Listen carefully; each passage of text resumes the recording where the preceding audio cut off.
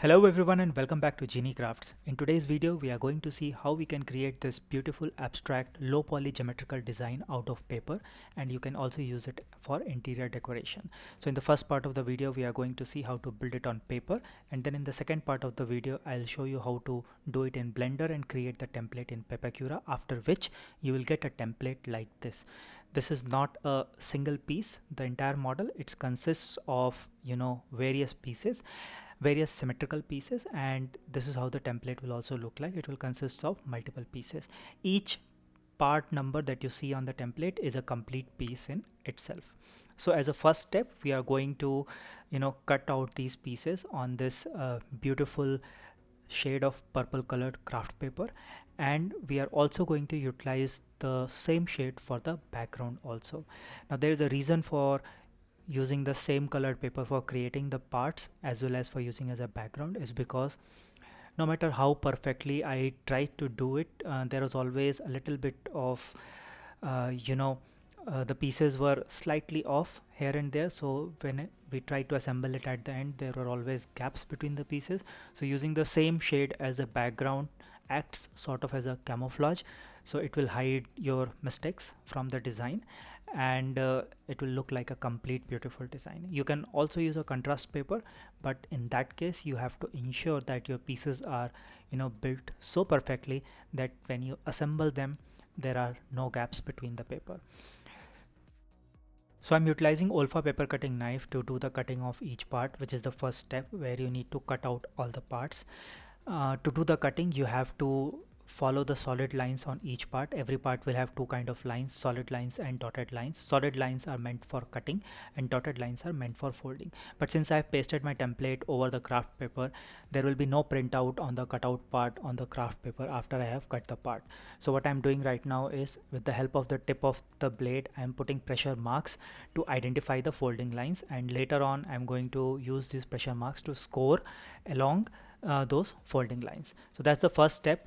If you have taken the printout directly on the craft paper, then you don't need to do it. A lot of people try to score directly from here itself, through the printed paper and onto the craft paper. That also works, but I prefer this way. So quickly I'll cut out the part, and then we'll proceed to the next step, which is the scoring and folding. So here is the cutout part, and for doing the scoring, that is creating the crease lines, I'm utilizing this metallic pencil with a metal tip. Also you can see those pressure marks that I created earlier, so I'm going to use those to draw the scoring lines. Now if you don't have this kind of metallic pencil, then you can always use a tip of the compass or anything which has a blunt tip. So it's not necessary that you need metallic pencil to do this. Now the next step is to fold along the crease lines that you have just created, which is the entire purpose of creating the crease lines, for you to be able to fold easily. This especially comes in handy when you are working with thick paper. Anyway, without crease lines the folds will not be accurate, so we need those crease lines, and the scoring part we did earlier. Now this is a very simple geometrical model, so all you need to do is to fold on all the crease lines inwards, that is, all the folds are valley folds.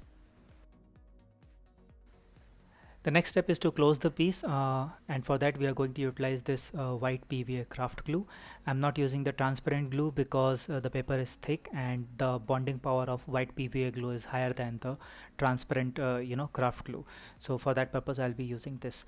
Also, if you will see that if you look at the template, you will see that all the pieces are going to close at one point, and rest of the back of the piece is going to remain open, which I'll explain in the second part of the video. Why do we need open pieces like this? So there is only one flap you need to connect. So take a toothpick, pick up some glue with the help of the toothpick, apply a thin consistent layer of glue on the flap, and then join the two edges together. So one edge with the flap, and hold it for some time because it is a thick paper, so it will take some time for the glue to take effect. Do not immediately release it. Gently press it with your fingers, or if you want you can also press it with forceps or tweezers. Press it until it is dried completely. Now on the back you will see there are a lot of flaps. So all these flaps are actually going to glued to the base on which we are going to assemble this model. So with this, our one part is complete, and in a similar fashion prepare rest of the parts. Okay, so I have completed rest of the parts of the camera, and here are all the parts. If you will see that there are parts with three different sizes. The biggest one are going to come in the center, then the smallest one are going to be arranged between those biggest pieces, and then the medium size one are the ones which will close the entire design. Now the way I have created the design, the total size of the design is in such a way that it is going to fit in one of these shadow boxes, that IKEA shadow box. So the dimension of this shadow box is 25 by 25 centimeter across, and the dimension of the design that I have created is almost 20 by 20 centimeters. So when I designed it in Blender, I designed it in such a way that after the template has been created, it is somewhere between 20 by 20 centimeters. So all that you have to take care of depending upon the kind of frame that you are going to utilize. So this is a shadow box frame which is ideal for displaying a low poly design like this. So simply open the frame from the back, remove everything except that inner frame, and then we will start the assembly process. Since the size of my craft paper is bigger than the dimensions of the back cover of the frame, so as a first step I'm going to cut out the exact same dimensions, and then I'm going to stick it with the help of the double sticky tape. But before I actually stick this purple background to the back cover of the frame, I also need to determine the center point of this frame, because the design is symmetrical. It needs to originate from the center. So with the help of simple crossing of the diagonals, I'm going to identify the center point and put a puncture mark there, so that when I paste the this paper onto the back cover of the frame, I still can identify where the center point is. Now that our base is ready, it's time to stick the parts. So start with the biggest pieces, which forms the center design of this entire hexagon low poly model. And first place the piece, position the piece on the background before you actually apply the glue onto the piece. So check if it is coming okay, not okay. Once you're satisfied that it will come okay, the piece has come out correctly, then as a next step, again you need to apply the same white craft PVA glue. Basically we need a strong bonding PVA glue here, so that it sticks quickly to the background and remains stuck, it doesn't come out. So take glue onto the toothpick once again and start applying it on the flaps.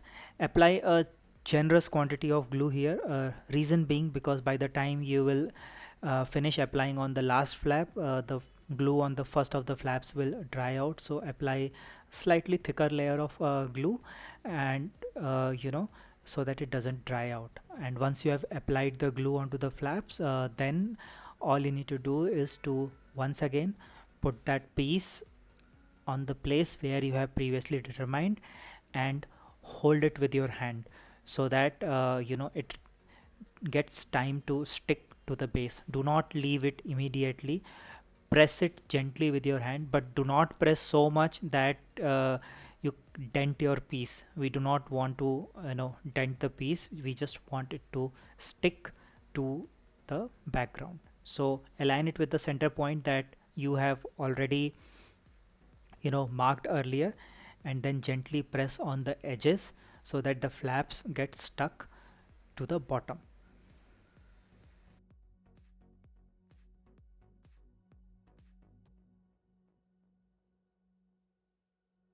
Once you are sure that the piece is properly stuck to the background, then you have to follow the same process for all the pieces, and you can now move on to the next part.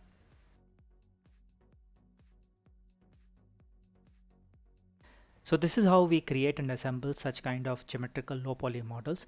Once you have completed the assembly, you can place the back cover back into the frame, and with that your beautiful geometrical low poly interior decoration design will be ready.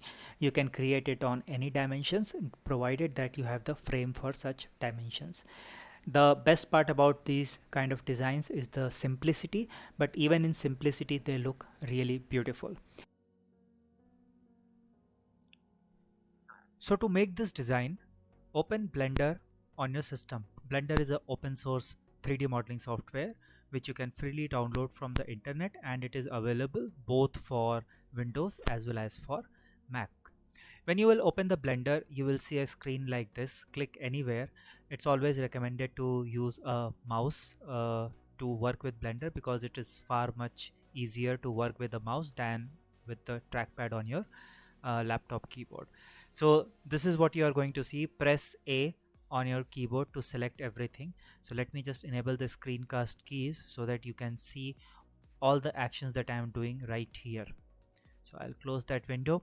So press A to select everything, press X, and then press delete. So the chances are that, if you are working on a laptop, you won't have the number keypad enabled. So for that, you need to go to edit, select preferences, and under the input section you will see something called emulate numpad. So by default it will be unchecked, so you need to go there and check it, which will simulate the number keypad with the help of the numbers you see on your laptop keyboard also. So having done that, you can see that there is an object mode and then there is an edit mode, once you add some objects here. So press 1 to go into the front view, and this is the view in which we will be working. You can see -y here the moment you will press 1, and if you click on it again, you will the plus y side, the plus side of your y axis is going to come forward. So let's take it back to the default view, which is the orthographic view, by which you can get by pressing 1, and if you want to go into the side view you have to press 3, so you get into the right orthographic view. So let me press 1. So for this design you saw me constructing earlier in the video, we need a hexagon. So press Shift A, mesh, and select a circle. The moment you will do anything, a context based menu appears, so expand this, and from here, instead of 32 vertices, select 6, and let's say, I want a 23 centimeter diameter, or 23, sorry, I want a 23 centimeter diameter circle. So I'll simply put 23 radius here. It will become 46 centimeter diameter, but in Pepakura, when I create the template, I can put any number. All I'm saying is that put a big number here, which will enable your work and make it far more easier. So put that. You can see that it got expanded. So use the scroll wheel button to zoom in so that you can see it. Right now, if you see that it is parallel to your view, like you cannot see this object exactly, so when you press 1, so we need to rotate it along this x-axis, the red axis that you see. We need to rotate it 90 degree.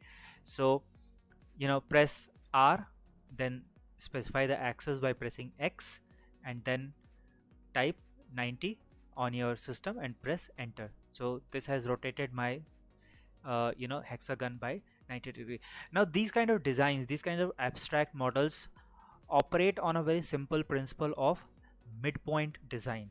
What it means is that we are trying to create something just by finding midpoints of the different lines, different spaces within the object.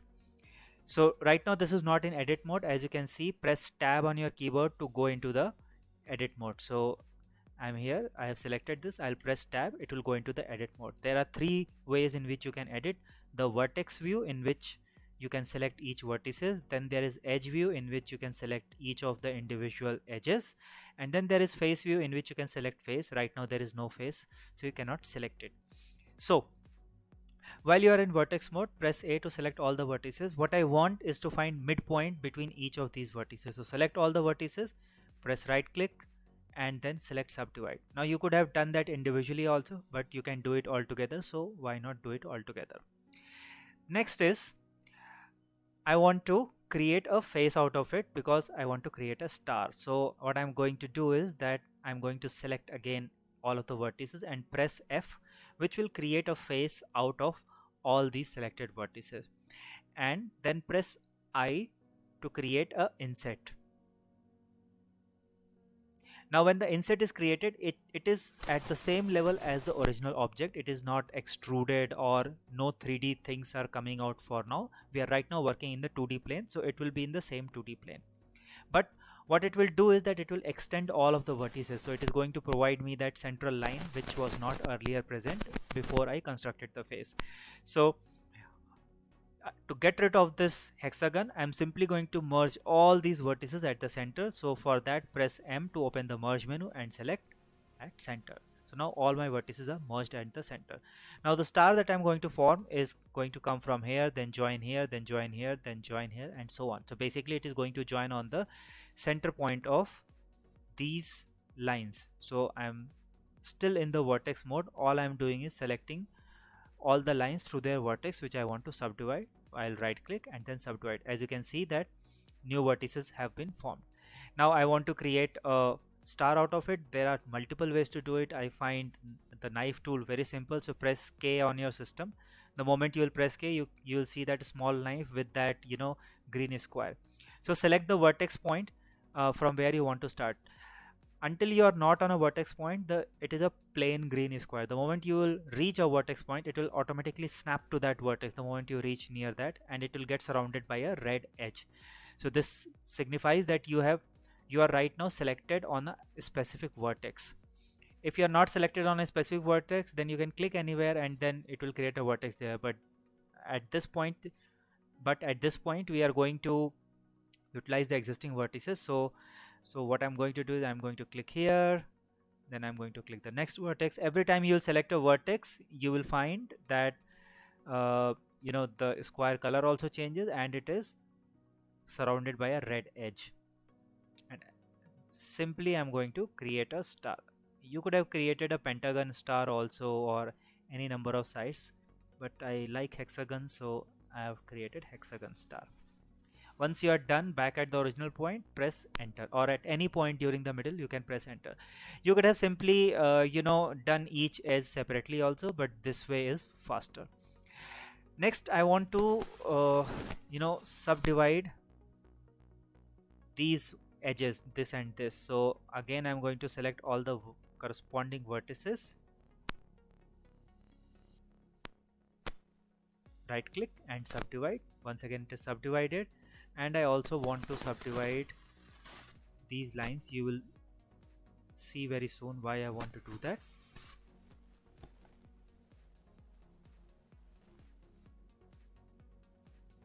I have selected everything, so I'll right click and subdivide.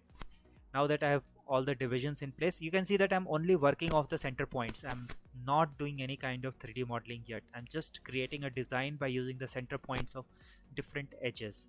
Okay, so I'll enable the knife tool again by pressing K, and I'm going to start creating. If there is an edge already present on the path of your knife tool, it's not going to create a new edge. It will just retain that edge, so you don't need to worry about that you are utilizing the existing edges.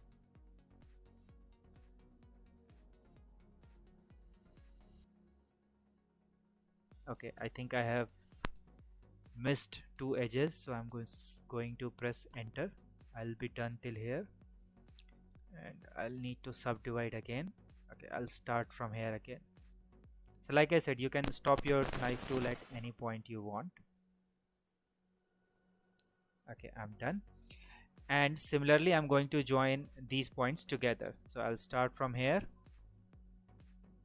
Now the geometry is such that the center point will fall on that line itself, so I don't need to separately select that center point. And that's the beauty of a center point geometry. And now we are done. So we have done all the divisions that we want. But at this point, if you'll see that all the faces are connected with each other. So if I go to the face mode and if I select this face and I try to move it by pressing G, it will move everything else attached to it. So press escape to get rid of it.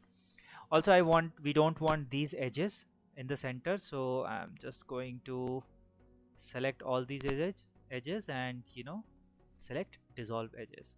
And now the design is the way we want it. So what we want to do is that we want to separate each of these faces. So for that, press A to select all the faces, then go to the mesh while you are in the edit mode, select split, and then select faces by edges. The moment you will do that, what you will see if you go to the face mode, that now if you move, each of these faces are going to move separately, and this will happen for all the faces. Okay, if you move something accidentally, you can press Ctrl Z to get back it to its original place. All right, now the next part is converting it into a 3D model. But before that, what we are going to do is that we are going to scale down all of these faces slightly. The reason for that is that if you don't scale down, right now these edges are overlapping with each other, so you cannot see two edges here, even though there are two faces, one edge of this face and the other edge of this face, but these are not coming off separately because you have just split and all the faces are still on their same place. So what we need to do now is that we need to scale down everything so there is a little gap between all the edges. So press A to select everything, and then from here, right now it is working off a median point, which means that the entire object will scale down. But what we want each of these individual faces to scale down. So for that, you need to select individual origins. So once you have selected that, press S and then scale. As you can see, now each of these faces are scaling separately. Now we don't want to scale them too much, so don't worry how much you do. Open this context menu of resize, and here put 0.99, 0.99. So in all directions we are just scaling by 0.01%. Okay, once you are done, if you click anywhere, you will be able to see the gap. You can see the gap, something that you were not able to see previously. And now we are ready to convert it into a 3D model. So right now everything is in a single plane. If you go to the side view by pressing 3, you can see everything in a single line. So go back to the front view, press A to select everything, and then press 3 again, and then press E to extrude, and extrude a little bit to your left hand side. And you can specify how much you want to extrude. So I want to extrude it just by 3.5. So this is the extrusion done. Press 1 again to come to the front view. Now right now this is a blocks, you still can't see those peaks. Converting it into peaks is fairly straightforward. Just select the top face, press M to open the merge menu, and press A. All we are doing right now is the extrusion that we created. We are just merging all the vertices of that extrusion at the center. On the other side, the base is still there, but on one side of the 3D model, we are merging the vertices together. So perform this activity for all the faces in your front view. And our model is ready. Now all you need to do is export it as an OBJ file. If you want to specify colors, you can do that, but for now I'm going to keep it in a single color. Next, open your 2D template creation software, Pepakura. Unfortunately, Pepakura is a paid software, so for this you need to pay price for the key, which is a lifetime purchase. Once you pay for the key, then you can utilize it with all the future version updates. Once you open your Pepakura, all you need to do is to drop this file here. Sorry, the OBJ file you need to drop here. Select no flip. This is the front, this is the bottom, no invert. Now the size of my frame is 23 centimeters, so I want to specify the same in millimeters so that I can get to the right size of the model. The size will be dependent upon the kind of frame that you are using. So if your frame is, let's say, 50 by 50 centimeter, then you can make the model large. But since my frame is 23 by 23 centimeters, so I'm going to keep my dimensions slightly lower than that, and whatever maximum dimensions of the 3 is, I'm going to make that as my dimension, which will automatically adjust the other 2 dimensions. Now I already have a Pepakura masterclass on how to utilize the Pepakura, so you can look at it. But for this particular model, the first step that we need to identify is to isolate all the pieces at the back. Since you saw originally that all the flaps were open in the back, so we need to isolate them. So I'm going to specify the cut line edges so that when the model breaks out, it automatically takes care of those and keeps out all those back pieces separate. As you saw that I was able to apply glue on the flaps and then quickly stick it. And the second reason is that when you are working on any kind of low poly structure, it is very difficult to close a model. So it's always best if there is some open space, and since we don't need these backside faces anyway, we can simply remove them. So let me quickly specify the cut line edges quickly. If you're not able to select the individual edges, you can scroll, zoom in and zoom out using the center scroll wheel button. You can use your right mouse click to rotate the model in Pepakura, and you can use your center wheel mouse button. By pressing it, you can actually move the model inside the 3D space. As you can see that I am moving the model. Okay, so let me quickly do this and then we will talk again.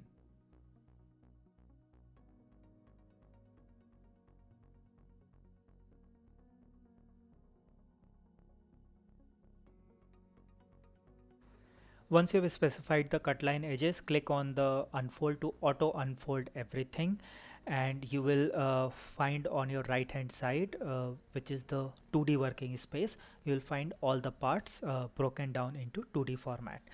Now the next step is to identify all those back pieces. So on the left hand side, rotate your model, keep shift or control key pressed, and keep selecting those back pieces or the back faces. As you select all the faces, on the left hand side you will find the similar selection happening on the right hand side also. The purpose of doing this is that these faces are not going to be part of the final model, because if you remember correctly, you saw that all the parts had open base to be for you to be easily able to apply the glue and stick it onto the surface. So quickly do the selection, and then we are going to move all these parts onto a separate page on the right hand side together. So all these dotted rectangles you see represent one single printed page on your 2D template. So simply move it and then just club them across onto the single page. Also, if you remember correctly from the first part of the video, all the parts had the flaps. So as a next step, we need to remove the flaps from these back faces. So press Ctrl F to open the flap menu, ensure that the position is selected, and just remove all the flaps. What it is doing is that it is swapping the flaps from this particular face to the parts which are actually going to be built. So quickly complete this activity. Move all those unnecessary parts to a single page. Do not worry if they are overlapping with each other. Unfortunately, we cannot delete them in Pepakura, so all I'm doing is clubbing them on a single page, and of this page I'm not going to take the printout. So these are wasteful for me anyway. And now comes the most tedious part of template creation. You select the part on the left hand side on the 3D model, you identify that part on the 2D template on the right hand side, and you start numbering the pieces in the order in which you feel is the best way to arrange the parts. So that's the next step. Every time you want to add a text, that is the part number, you press Ctrl T, which will enable the text addition. Click wherever you want to add the text, add the part number and click OK, and you have to follow this process for all the parts until you are done numbering all the parts.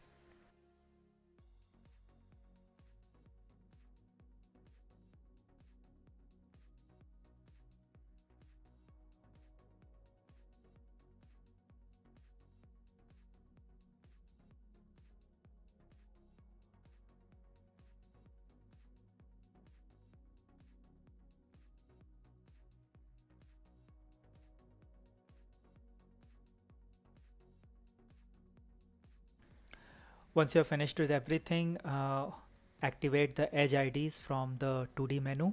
So you can select show edge IDs, which will open the edge IDs. It's a fairly symmetrical model, so it's not really needed, but still for your reference you can put it, and check once that none of those part numbers are overlapping any of the other numbers. Ensure that every part is clearly understandable and visible. And once you are happy with that, all you need to do is to go to the file menu, select print to PDF to export this template as a PDF.